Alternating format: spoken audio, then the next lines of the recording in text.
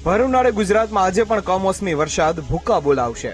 હવામાન વિભાગે આજે કચ્છ, બનાસકાંઠા, પાટણ, મહેસાણા, સાબરકાંઠા, અરવલ્લી, મહીસાગર, દાહોદ, પંચમહાલ, મોરબી અને રાજકોટમાં કરા સાથે ભારે વરસાદની આગાહી કરી છે। આ સિવાય અન્ય 28 જિલ્લાઓમાં વરસાદનું ઓરેન્જ એલર્ટ આપવામાં આવ્યું છે।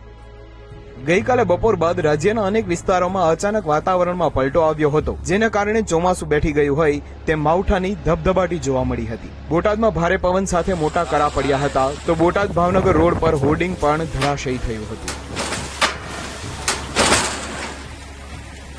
અમદાવાદ અને વડોદરામાં જાણે મિની વાવાઝોડું આવ્યું હોય તેમ ભારે પવન સાથે વરસાદ થયો હતો। ક્યાંક હોર્ડિંગ તો ક્યાંક વૃક્ષો પણ ધરાશાયી થયા હતા। અંકલેશ્વર અને હાંસોટમાં મંડપો ઉડ્યા તો ચોટીલામાં બજારોમાં પાણી વહેતા થયા હતા। તોફાની પવન સાથે થયેલા માવઠામાં 5ના મોત નિપજ્યા હતા। હવામાન વિભાગ દ્વારા આગામી 6 દિવસ ગુજરાતના અલગ અલગ વિસ્તારમાં કમોસમી વરસાદની આગાહી આપવામાં આવી છે। એક તરફ કમોસમી વરસાદને કારણે ગરમીમાં ઘટાડો થયો છે, તો બીજી તરફ ખેડૂતો ચિંતામાં મુકાયા છે। દિવ્ય